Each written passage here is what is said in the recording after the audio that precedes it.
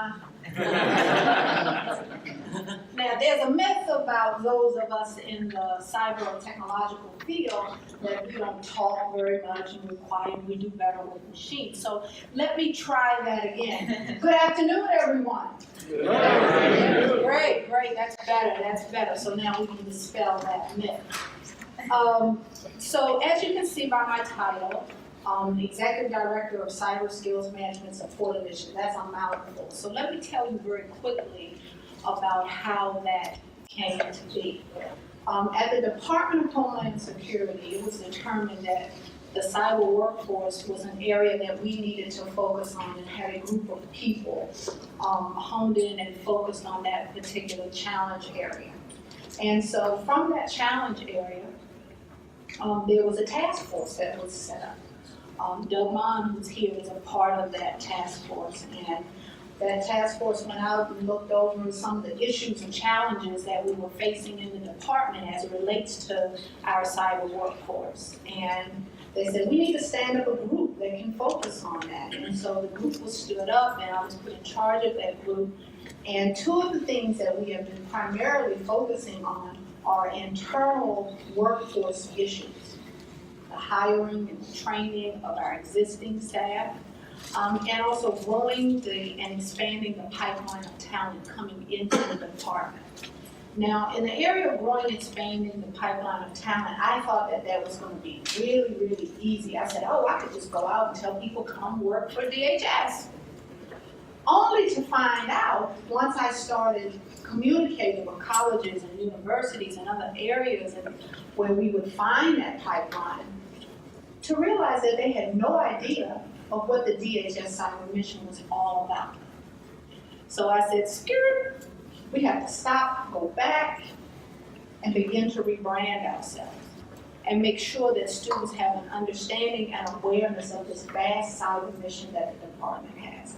So our organization, our initiative started to put together several things in order to go out and help people understand what that is. And one of those was our cyber panel discussions, where we go out and we talk to students about the vast DHS cyber mission. And we allow students to tour some of our DHS forensics labs and things of that nature so that they can have an understanding of what actually is taking place within the department. And one of those other things was to set up an initiative called the Cyber Student Volunteer Initiative, in which students just didn't get to come in and walk through the lab and see it, but they would have the opportunity to spend a summer with us at the department and get to learn a little bit about what the department does from a cyber perspective.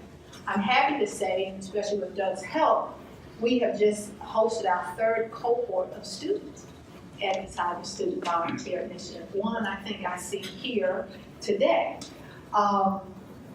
The initiative, as I said, allows the students to come in, spend the entire summer with areas across our department with Secret Service, ICE, MPPD, our U.S. Coast Guard, TSA, and CBP. And they actually get to see hands-on what actually happens. They actually get to become a part of that work and be able to do it. One of the things that I noticed as I went throughout the country talking to students is that there's a huge disconnect. That we have students who spend time gaining all of this education and then not having any awareness of how do I apply that? How do I turn that into a career?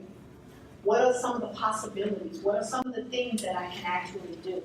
So a part of our initiative is trying to help students understand what activities are real world that are out there. Now, when we talk about the cyber workforce, there are a lot of challenges. There are a lot of different things from the aspect of, as I said earlier, hiring, training them. How do we train our existing workforce? How do we deal with them? How do we bring in our, Generation Y? How do we deal with them as a part of that cyber workforce? Well, today we've assembled a panel that will be able to help us address some of those issues and give you some of their perspective and ideas as it relates to those things.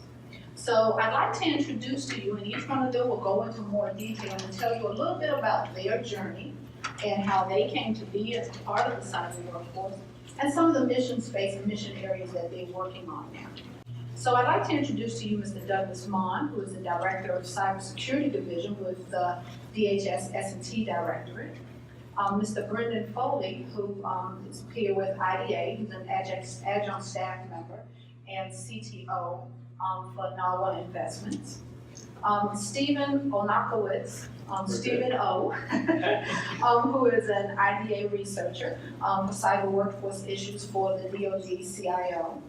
And Mr. Rob Knake, who is a senior fellow at Council on Foreign Relations.